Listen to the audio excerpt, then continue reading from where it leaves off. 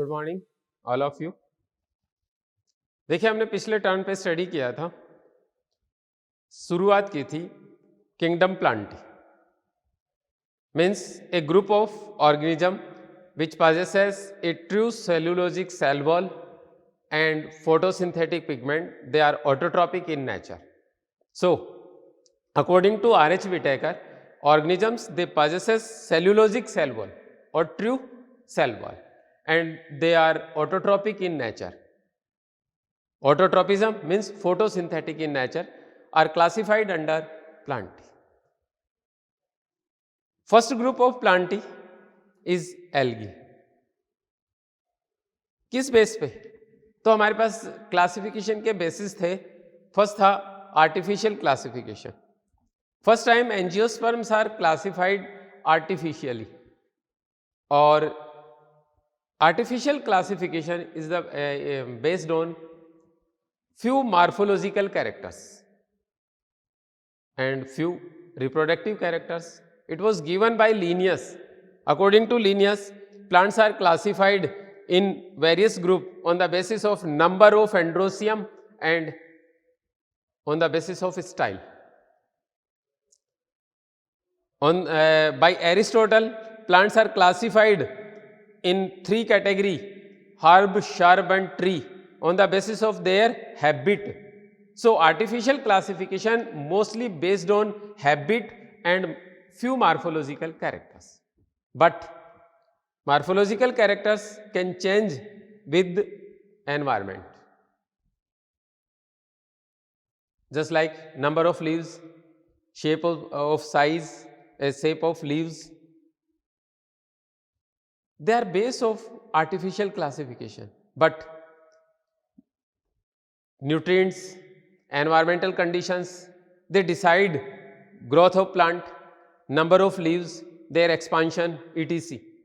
So, artificial classification is based on those characters they affected by physical environment, इसलिए इसको ignore कर दिया।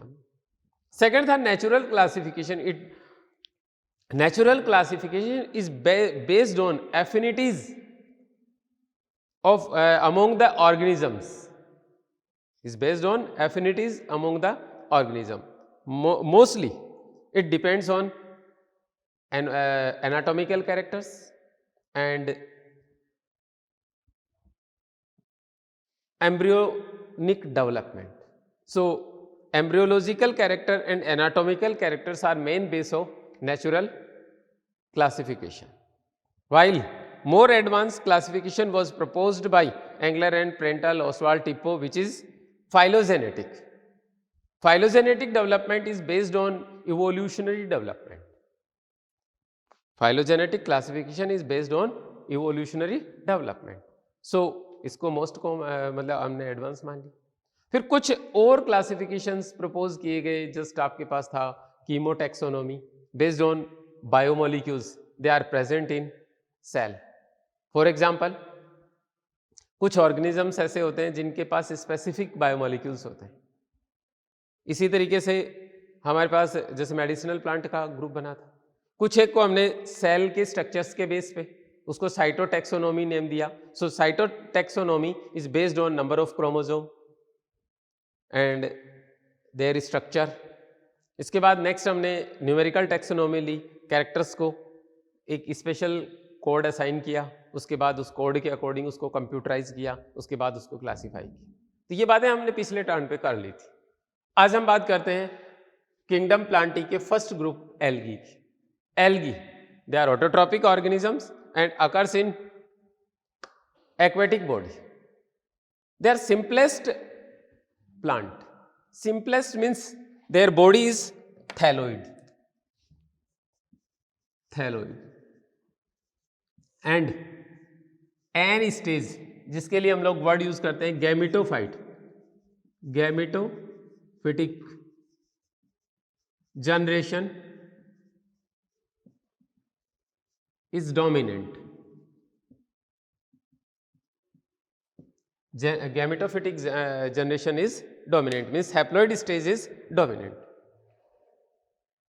अब आता है हमारे पास next point, habitat. According to habitat, most of algae are aquatic organisms. They occurs in aqueous medium. In general क्या होता है, देखिए इसमें हर एक सेल जो होती है वो इंडिविजुअल होती है, चाहे एल्गी मल्टी सेलुलर हो चाहे एल्गी यूनिसेलुलर हो, फिर भी क्या होता है कि सारी सेल्स जो हैं वो इंडिविजुअली बिहेव करती हैं. They are capable in reproduction and photosynthesis, food storage, water absorption, it is. So हम उसको यदि सेपरेट भी कर दें तो सेल कैन सर्वाइव. लेकिन हम एक हायर प्लांट्स के अंदर रूट को कट ऑफ कर देते हैं तो बाकी के प्लांट की डेथ हो जाती है, और अपर पार्ट को रिमूव कर दें तो रूट की डेथ हो जाती है. तो यहाँ पे डिपेंडेंस होती है हायर प्लांट्स में, बट इसमें ऐसा नहीं है. सो एल्गी की हर एक सेल एक्सटर्नल एनवायरनमेंट से gases exchange, mineral absorption, water absorption, इन सब का जो है ना, इन सब में इन्वॉल्व होगी. उसके लिए उसको एक्वस मीडियम रिक्वायर्ड होता है. So most of algae are aquatic organisms. तो हैबिटेट का पहला पॉइंट आता है हमारे पास, a habitat. Mostly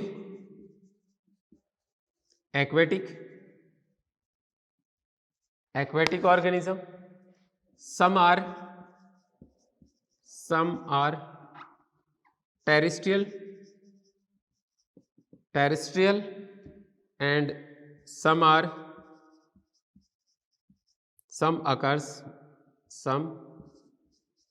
occurs with other organisms. इसके लिए हमारे पास आता है first, mostly they are aquatic. Aqueous medium are of two type. First आपके पास फ्रेश वाटर एंड सेकंड आपके पास marine water. Fresh water it also two type, running water and stagnant water.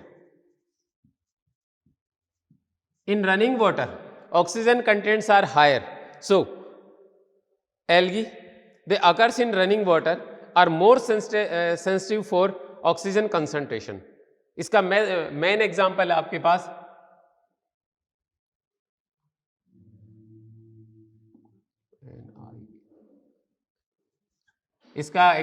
Ulothrix.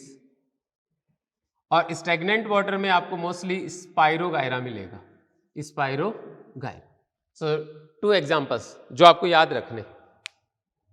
Fresh running water member है ulothrix, fresh stagnant water spirogyra, और marine water में mostly आपको brown algae and red algae मिलेंगे.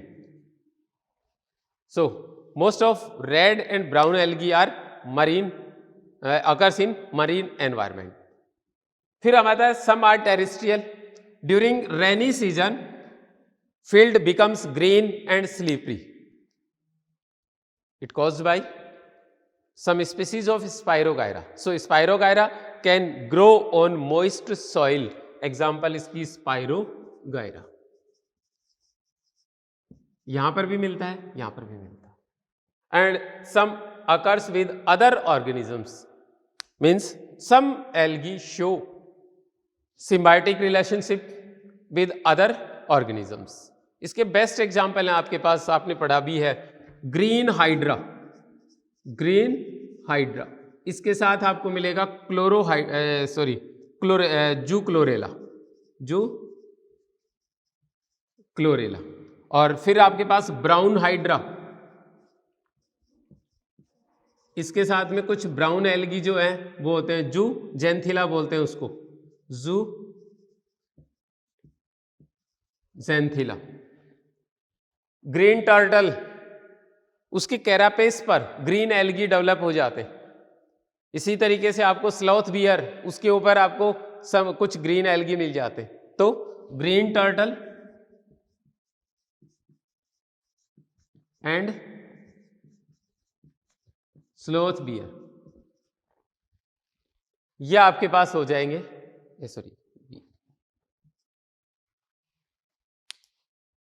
कुछ specific environment. Some algae occurs on trunk of tree and lives in moist environment. But a single algae occurs in parasitic form, और वो आपको याद रखना जरूरी है। तो नेक्स्ट आता है पैरासिटिक एल्गी। एक ही एग्जांपल याद रखना आपको इसके लिए, single सिफेल्यूरोस,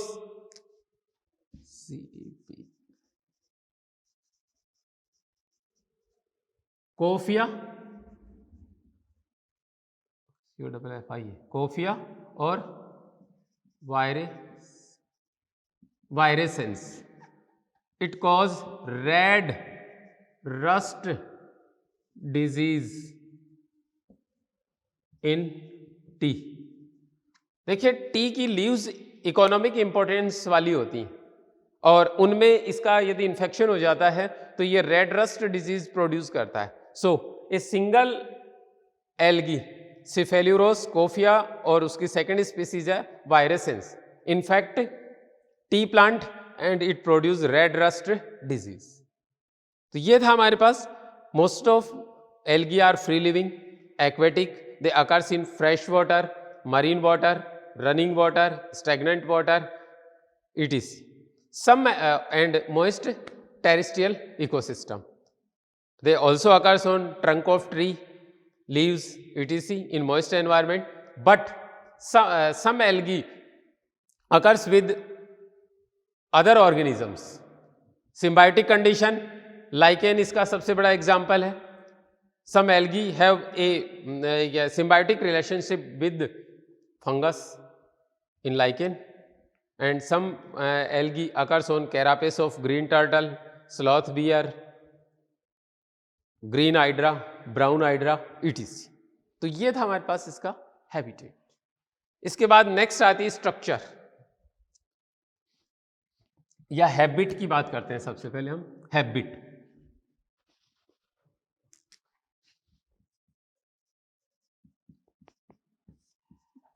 Most of algae are multicellular and filamentous, but chlorella, Chlamydomonas are unicellular algae. So unicellular example है आपके पास Chlamydomonas and chlorella. multicellular इसके फिर दो फॉर्म हो गए आपके पास। एक हो गया आपके पास कॉलोनियल और दूसरा हो गया आपके पास filamentous. So algae may be unicellular और multicellular. Unicellular algae are chlorella and chlamydomonas. मैंने आपको उस वक्त भी कहा था कि प्रोटिस्टा की बाउंड्री लाइंस जो है डिफाइंड नहीं है, क्योंकि क्लोरेला और क्लेमाइडोमोनास को हम लोग वहां पर भी बात करते हैं, यहां पर भी बात करते हैं। खैर, multicellular algae are of two type, they may be colonial और फिलामेंटस। कॉलोनियल के लिए आपके पास एग्जाम्पल है वॉलवॉक्स। और एक चीज और याद रखिएगा, वॉलवॉक्स की कॉलोनी में नंबर ऑफ मेंबर्स फिक्स होते हैं, डेफिनेट होते हैं। So a definite member colony is called coenobium. इसको हम बोलते हैं coenobium. So volvox form coenobium because its colony have a definite number of members. If number of members are increased, then they form a new daughter colony. तो यहाँ पर ज़्यादा नहीं हो सकता। जैसे फॉर एग्जाम्पल मैं बोल दूँ आपको कि वॉलवॉक्स की एक सिंगल कॉलोनी में 64 मेंबर है। जैसे 65वां मेंबर बनता है तो उसकी डॉटर कॉलोनी अलग बनना स्टार्ट हो जाती है। आफ्टर सम टाइम ये सेपरेट हो जाती है। और ये डॉटर कॉलोनी जो है उसमें जुवेनाइल कंडीशन में ही नंबर ऑफ मेंबर फिक्स हो जाते हैं। सो ऐसी कॉलोनी के लिए हम लोग एक वर्ड यूज करते हैं सिनोबियम। तो वॉलवॉक्स सिनोबियल कॉलोनियल एल्गी हो गया आपके पास। फिर आता है filamentous algae. In algae cells are arrange in a straight chain and they form a thread like structure, it called filament. So filamentous algae. Example है इसका आपके पास इसमें फिलामेंटस एल्गी का Ulothrix. Filamentous algae are also two type, branched or unbranched. Eulothrix and Spirogyra are unbranched filamentous algae. Unbranched filamentous algae, while Hydrodictyon and Cara like green algae are branched filamentous algae. तो ये conditions आपको मिलेगी branched and इसकी. इसके बाद next आता है अगला पॉइंट हमारा स्ट्रक्चर ऑफ एल्गी. स्ट्रक्चर के पॉइंट ऑफ व्यू से देखा जाए तो ये आपके पास एक फिलामेंटस एल्गी की सेल का हम डायग्राम बना लेते हैं इस तरीके से. ये लीजिएगा.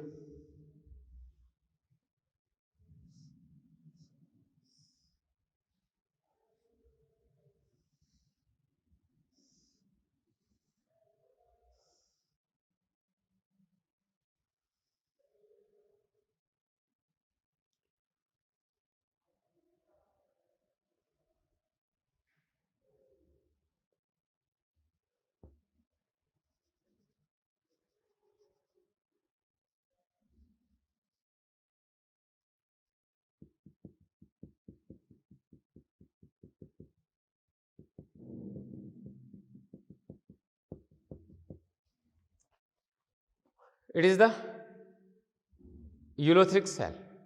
Outermost covering is cell wall. Cell wall. Inside of cell wall, cell membrane. Cell membrane. It is nucleus. Nucleus. And this is chloroplast. Chloroplast.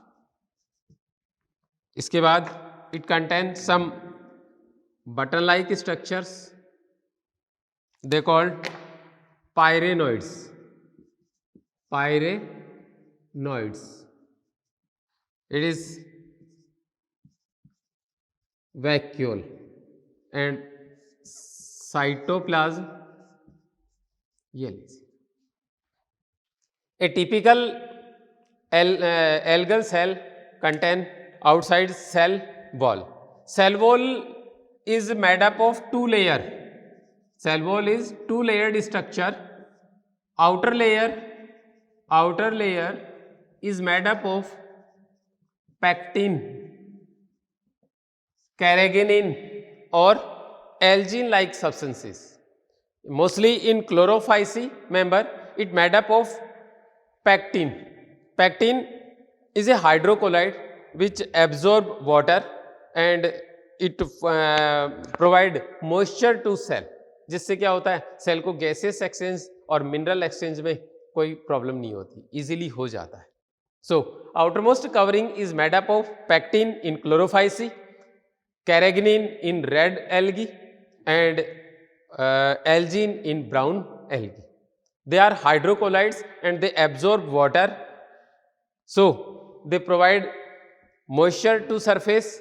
They helpful in gaseous exchange and mineral and water absorption. Second आता है हमारे पास inner layer. Inner layer is made up of cellulose. इसमें आपके पास कोई exception नहीं है. In all three classes, chlorophyceae, phaeophyceae and rhodophyceae, it made up of cellulose. So cellulosic cell wall is present, which outer covering is made up of pectose like carbohydrate, algin or carrageenan like carbohydrates. They are hydrocolloids and they absorb water. फिर next है it form it's a protective layer and provide a shape to cell. ये था cell wall के लिए. फिर था cell membrane. It is equivalent to eukaryotic cell membrane. Fluid mosaic model को follow करती. Inside cytoplasm is present which possesses all cell organelles, mitochondria, lysosome, Golgi body, nucleus, etc. Vacuoles are present in their cytoplasm and they covered by tonoplast membrane. Tonoplast membrane is a selectively permeable membrane which regulate cellular transportation, या आप ये कह सकते हो कि इसके transportation को control कर सकती है। Chloroplast are present in cytoplasm, they contain photosynthetic pigment. Well defined chloroplasts are present in cytoplasm, they involve in photosynthesis and they contain various type of photosynthetic pigments, chlorophyll, xanthophyll and carotenoids. Mostly in chlorophyce member, chlorophyll A and B is present, while phaeophyce, chlorophyll A and C is present, and rhodophyce, chlorophyll A and D present. Chloroplast is a well defined structure, so it also made up of, it also contain a granule system and a granule and a granule system. तो याद रखिएगा, हो गया इसके बाद। Next, in Chlorophyceae some members, in chlorophyce, chloroplast possesses some button like structures. These are called pyrenoid. Pyrenoids made up of starch, made up of protein and they are starch synthesizing site. खुद तो बने हैं protein के, but starch formation करेंगे। अब आप लोग जानते हैं कि क्लोरोप्लास्ट जो होता है ना, वो फूड सिंथेसिस करता है, और फूड सिंथेसाइज करने के बाद वो ग्लूकोज की फॉर्म में फूड सिंथेसाइज करेगा। ग्लूकोज को मतलब ना मल्टीप्लाई करके, आई मीन उसका पॉलीमराइजेशन करके स्टार्च की फॉर्मेशन पायरेनोइड करेंगे। So pyrenoid convert glucose into starch, या they are involve in polymerisation of glucose. आप दूसरे वर्ड्स में ये कह सकते हो कि pyrenoids they made up of protein and site for polymerisation of carbohydrate. इसके बाद ये हो गई हमारे पास इसकी स्ट्रक्चर। अब नेक्स्ट आती है स्ट्रक्चर के बाद, पिगमेंट में बता चुका आपको। अब आता है इसका रिजर्व फूड। देखिए रिजर्व फूड उसकी फैमिली के क्लास के अकॉर्डिंग वेरी करता है। In general Chlorophyceae reserve food is starch, Phaeophyceae reserve food is laminarin and mannitol, and Rhodophyceae reserve food is floridean starch. क्या होते हैं वो तो क्लास वाइज बात करेंगे आगे चल के अपन, पर अभी हमें इतनी ध्यान रखना है रिजर्व फूड जो है वो इसका डिपेंड करता है क्लास पे। नेक्स्ट आता है रिप्रोडक्शन।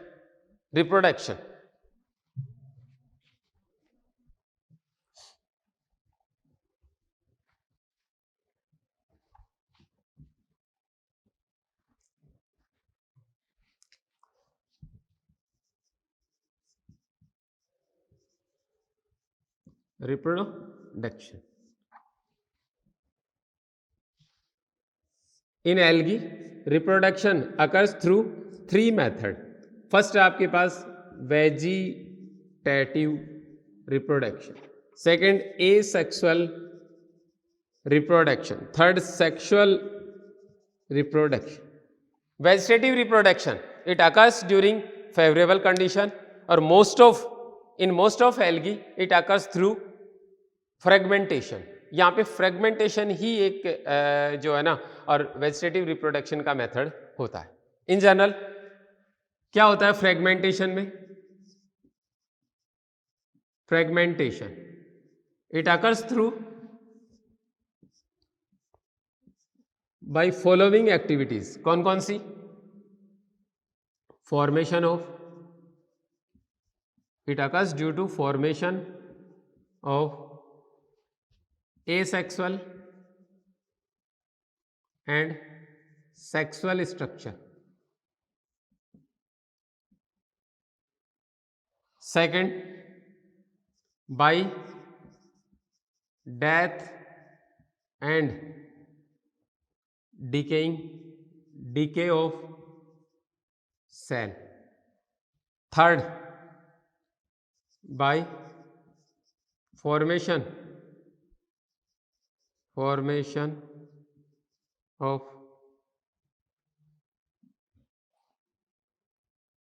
फॉर्मेशन नहीं है, by DK of middle lamella. और fourth accidental.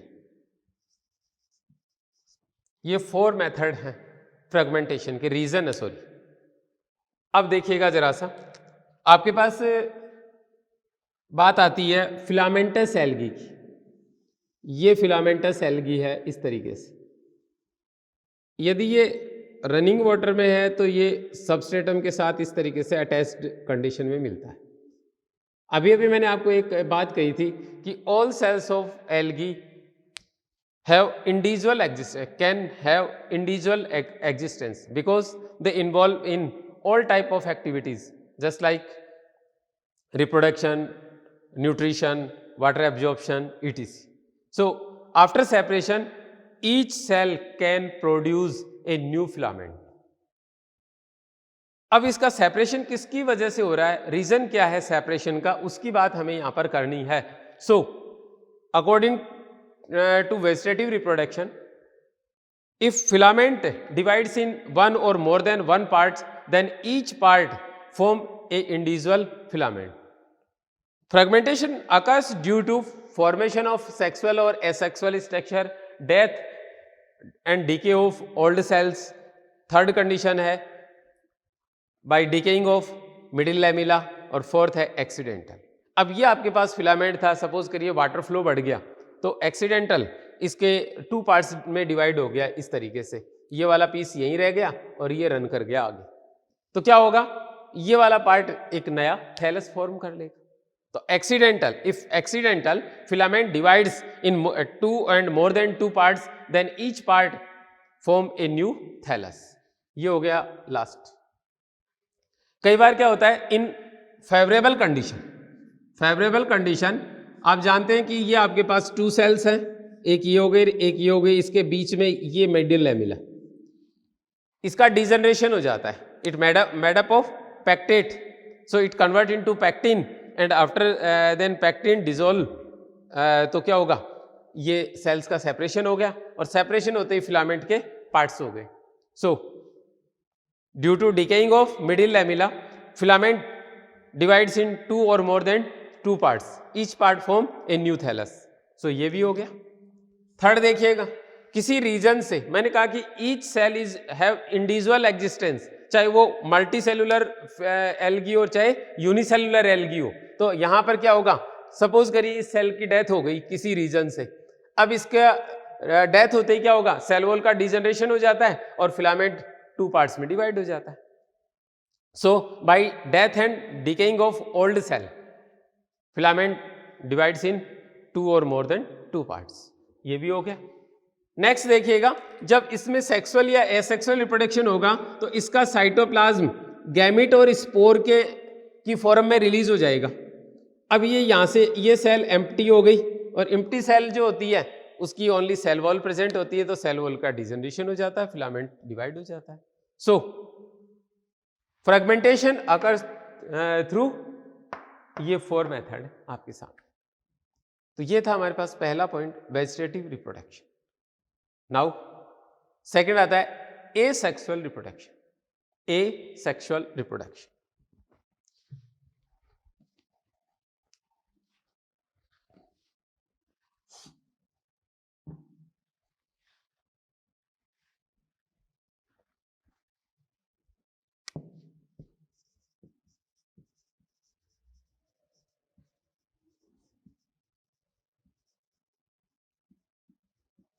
asexual reproduction, it occurs in favorable and unfavorable both condition. Generally in favorable condition during sexual reproduction algae produce zoospores, while in unfavorable condition algae produce aplanospores or non-motile spores. So asexual reproduction occurs through zoospores, aplanospores, spores, hypnospore,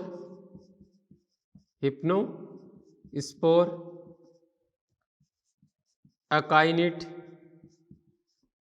formation palmella stage etc. ये methods हैं asexual reproduction. सबसे पहला आपके पास है by zoospore. At first हम लोग देखते हैं sexual asexual reproduction by zoospore.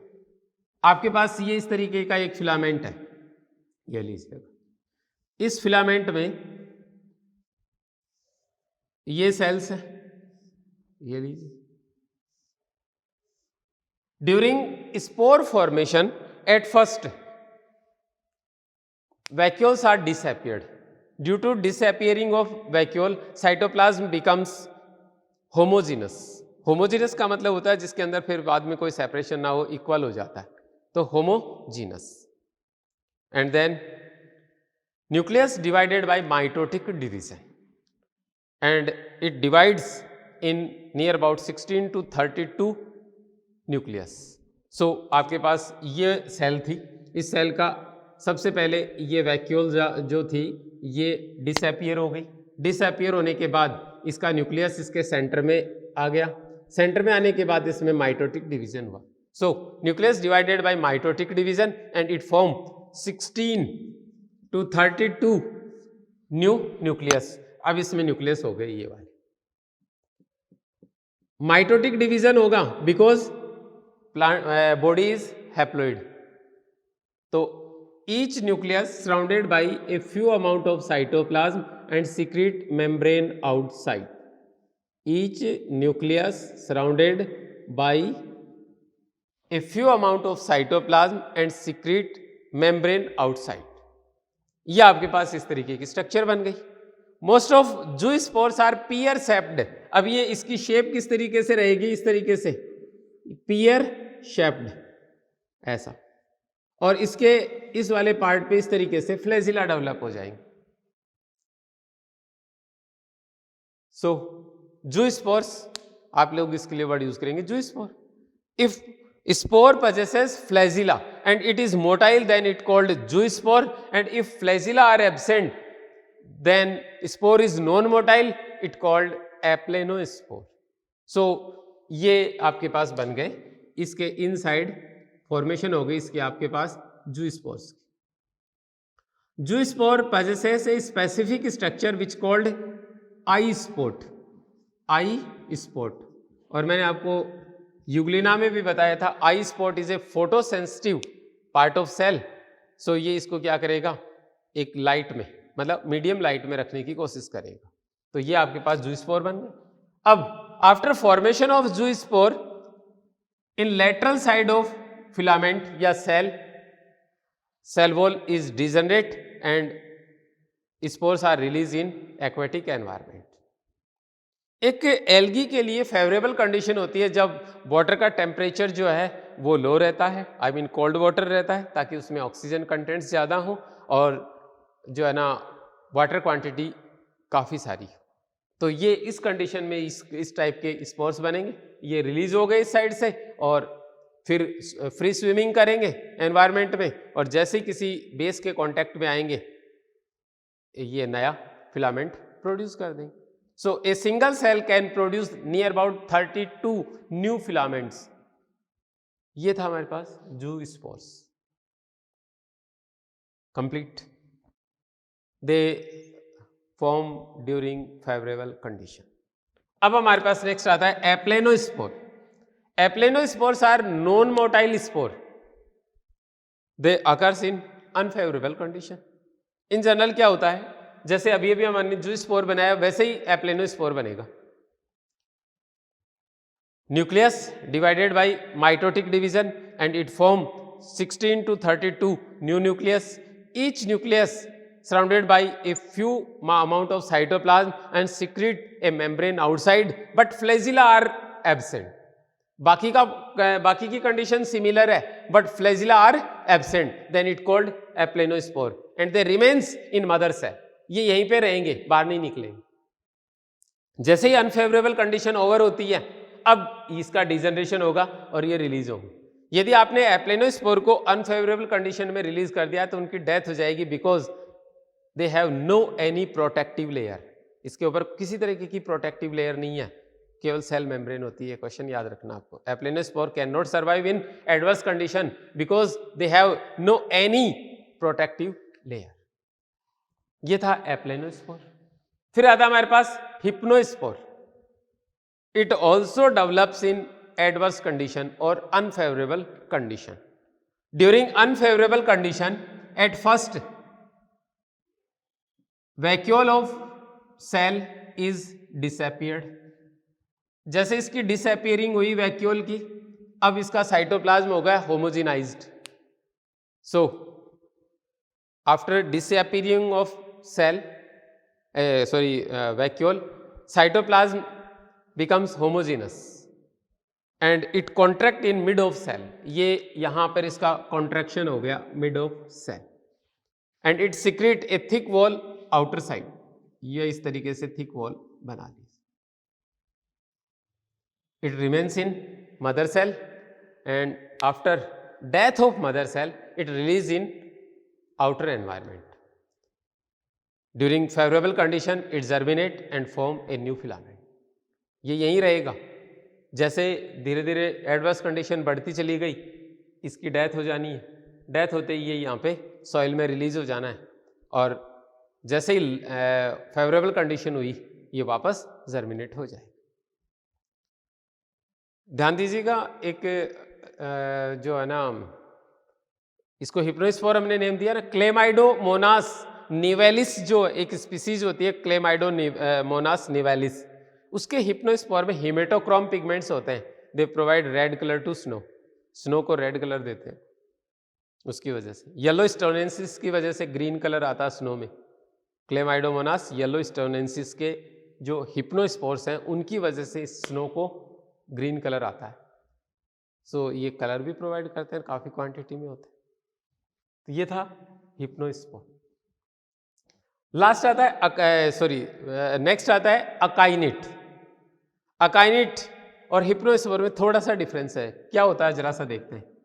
During unfavourable condition cell increase their stored food and its vacuole is disappear. After disappearing of vacuole, its cytoplasm becomes homogeneous and mother cell wall becomes thick। इसके ऊपर नए deposition होने start हो जाते हैं mother cell wall पे। तो depository substances, due to depository substances mother cell wall becomes thick and rigid. इसकी रिजिडिटी भी इंक्रीज हो जाती है और इसकी थिकनेस भी इंक्रीज हो जाती है। इस स्ट्रक्चर के लिए हम लोग वर्ड यूज करते हैं akinete. So akinete is the most resistant structure which can survive in most और मोर एडवर्स कंडीशन। ये हो गया हमारे पास अकाइनेट। यदि साइटोप्लाज्म कॉन्ट्रैक्ट हो गया और अपने सराउंडेड एनवायरमेंट में एक नई वॉल सिक्रीट कर ली तो हिप्नोस्पोर। और if mother cell wall becomes rigid and thick then it called akinete। so akinete non-motile, more resistant, mother cell wall thick and contain rich reserve food। last रहता है Pamela stage. it occurs during semi dried condition। मान लीजिए ये aqueous medium में था, जैसे जैसे water quantity decrease हुई तो सॉइल तो मॉइस्ट रहेगी या थोड़ी सी मडी होगी, उसमें ये कंडीशन आती है। Cell wall of filament is degenerated. और आप अच्छी तरह जानते हो कि सेल वॉल के डिजनरेशन से म्यूकस बनता है। सो इसकी पूरी सेल वॉल जो है वो डिजनरेट हो गई और आपके पास ये बन गया mucus. In mucus naked cells are embedded. जितने भी फिलामेंट की सेल्स थी वो इसके अंदर इस तरीके से एम्बेडेड होंगे। It called palmella stage. Number of cells are increase by mitotic division. इसमें माइटोसिस भी होता रहेगा ताकि नंबर ऑफ सेल भी इंक्रीज होती रहेंगी और ये इस म्यूकस में पड़ा रहेगा। बट एक चीज याद रखिएगा, if soil becomes totally dry then all cells are dead. इसकी डेथ हो जाएगी। ये सेमी ड्राइड कंडीशन में ही सर्वाइव कर सकता है। ये स्ट्रक्चर एक एल्गी है जिसका नेम पामेला एल्गी है, इसलिए इसका नाम पामेलोइड स्टेज रखा गया। हमने पामेलोइड स्टेज दिया। तो ये थी हमारे पास एसेक्सुअल रिप्रोडक्शन। तो दोस्तों बात हमारी चली कि in algae reproduction occurs through vegetative mode, asexual mode और sexual mode. Vegetative reproduction occurs through fragmentation and fragmentation is due to formation of sexual और asexual spore. जैसा कि हमने अभी कहा, आपके पास सपोज करो इसके जू स्पोर बन गए तो ये सेल एम्प्टी हो जानी है और फाइनली इसकी डिकेइंग हो जानी है, फिलामेंट के 2 पार्ट्स हो जानी है. Accidental decaying of middle lamella and death and decay of old cell, fragmentation हो जाता है. फिर उसके बाद हमने कहा asexual reproduction, it occurs through spores. Spores may be motile or non-motile.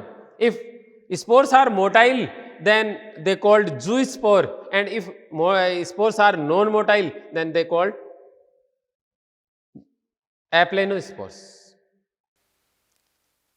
In algae, all type of spores are produced during asexual reproduction: zoospore, aplanospore, hypnospore, akinete etc. देखिएगा first था हमारे पास zoospore. Its zoospore are pear shaped. They occurs in chlorophyceae and phaeophyceae, but in rhodophyceae zoospores are always absent. Red algae में कभी नहीं मिलेंगे.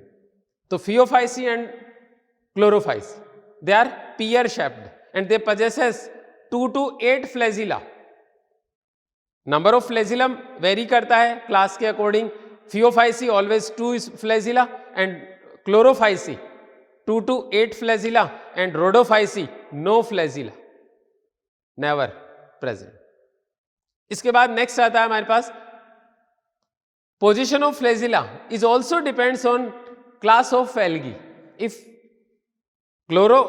members of chlorophysi, then they possesses anterior flagella, and in Phaeophysi they are always lateral.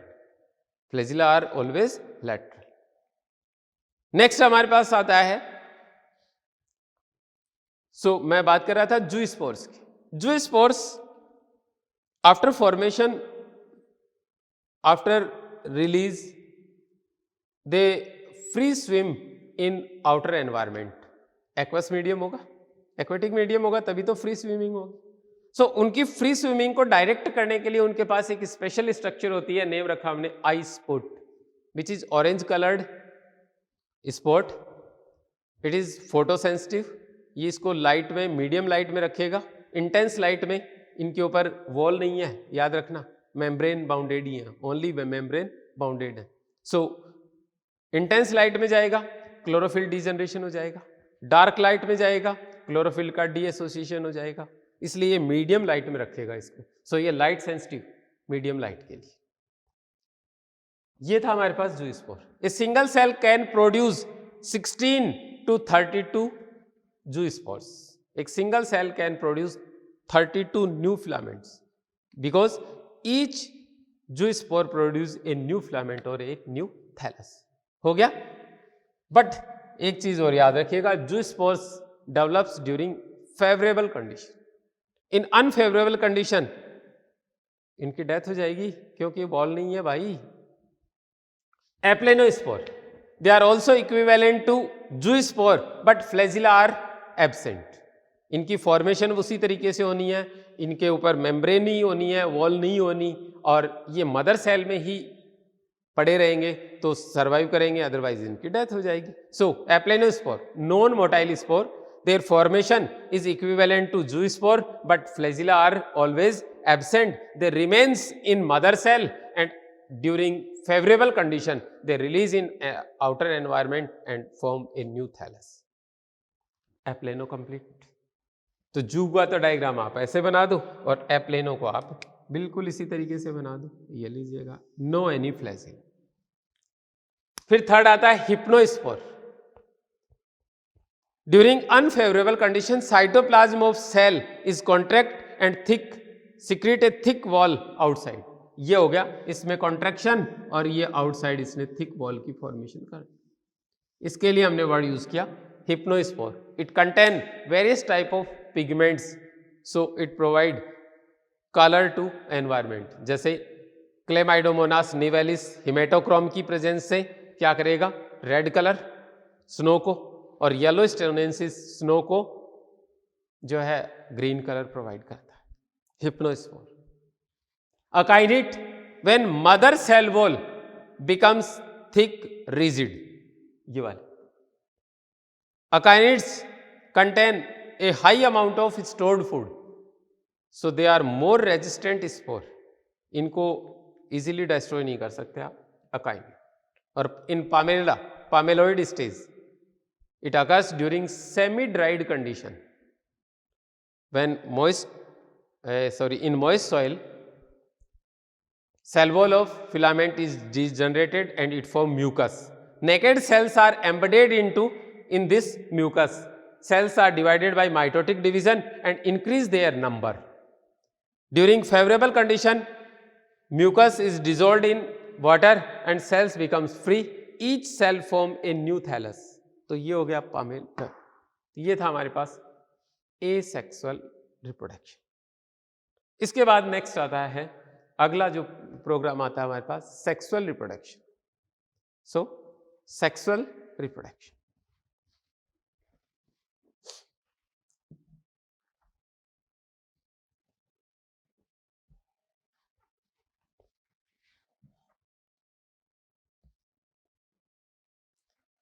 सबसे पहले तो हम sexual reproduction के अंदर ये देखते हैं कि sexual reproduction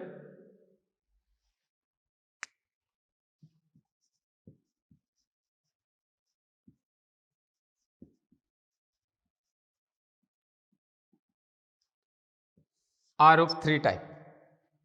first isogamous, second anisogamous और थर्ड ऊगैमस। जरा सी बात करते हैं इसकी। Isogamous means gametes are similar in behaviour, structure, morphology etc. When gametes are similar in morphology, example के तौर पे आपके पास ये एक गैमिट है, ये दूसरा गैमिट, इस पे भी 2 फ्लैजिला हैं और इस पे भी 2 फ्लैजिला। अब आपको इसमें से मेल और फीमेल कौन सा है आपको पता ही नहीं चलेगा। So when 2 different strain can not defined, then it called isogamous. Ulothrix में इस तरीके की स्ट्रक्चर्स बनती हैं। So ulothrix is the isogamous, ulothrix isogamous, but both are motile, इसलिए ये मोटाइल का एग्जाम्पल हो गया। But spirogyra both are non motile,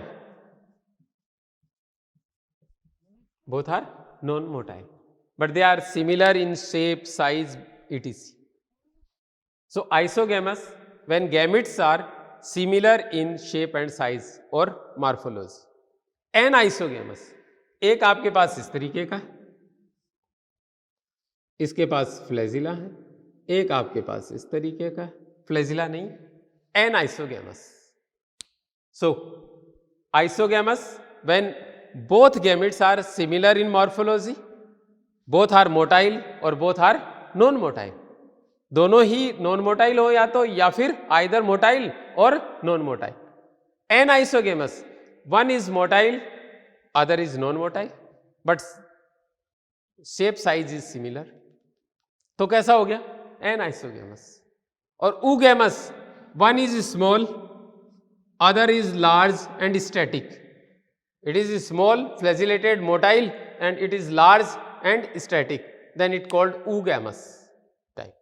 It act as ova, female gamete, और it act as spermatozoa, male gamete.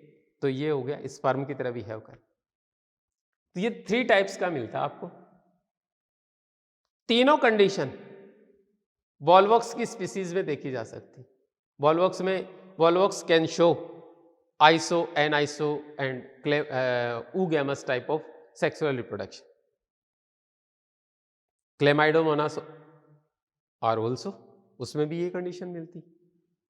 जबकि यदि आपको अलग अलग एग्जाम्पल्स रखने हो तो इसमें फ्यूकस आ जाता है, इसमें यूडोराइना आ जाता है। ये लीजिए, ये आपको यदि मतलब सेपरेट एग्जांपल्स याद रखने हैं।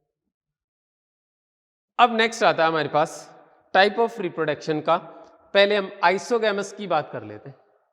तो आइसोगैमस हो चाहे ऊगैमस हो और चाहे ये हो, कैसा भी हो, फर्स्ट देखिएगा, during sexual reproduction, this is the filament of algae, ये इसकी सेल हो गई। During sexual reproduction algae produce gametes. Algae are haploid organism, so meiosis not occurs during gamete formation. So during gamete formation its nuclear vacuole is disappear and cytoplasm becomes homogenized. After then nucleus divided by mitotic division and form near about 64 nucleus. Each nucleus surrounded by a few amount of cytoplasm and secrete a membrane outside and possesses 2 flagella. ये लीजिएगा, ऐसे flagella present हो जाएंगे। अब मैं बात कर रहा था यूलोथ्रिक्स की आइसोगेमी की। तो बोथ गैमिट्स या both strains are similar in shape, size, behaviour, ETC, सब में इक्विवेलेंट है। तो ये यहाँ से रिलीज होंगे वाटर बॉडी में और वाटर बॉडी में फ्रीली स्विमिंग करेंगे और उसके बाद में फ्यूज हो जाएंगे। So fertilisation is external, it occurs in water and after then they form a zygote. Fusion के बाद में जाइगोट की फॉर्मेशन हो जानी है। तो ये हो गया हमारे पास आइसोगेमी। एनाइसो में one is motile and other is non motile. Motile is male gamete, so it fuse with female gamete and form zygote. Formation उसी तरीके से होनी है, एक फीमेल जो है वो सिंगल सेल से सिंगल बनेगा और मेल मैनी बन जाएंगे। और ऊगैमस में भी यही कंडीशन आनी, ऊगैमस में मदर सेल पे ही रह जाएगा, अब हमारे मदर प्लांट पे ही रह जाएगा। अब नेक्स्ट देखिएगा, आफ्टर जाइगोट फॉर्मेशन, ये आपके पास जाइगोट फॉर्मेशन हो गई। इस जाइगोट में मियोटिक डिवीजन होगा। So algae also show zygotic meiosis equivalent to fungi because dominant stage is haploid gametophytic.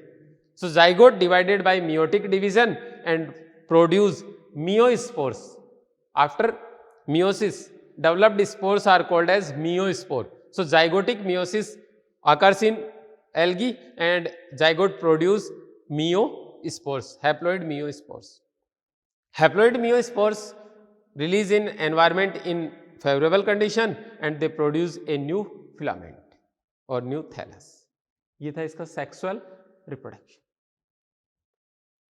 ये हो गया इसका complete sexual reproduction.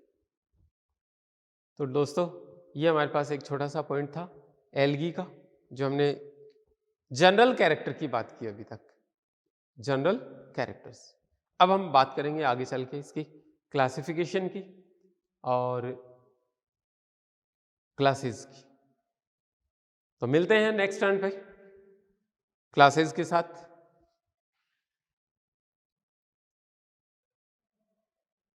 Thank you, have a nice day.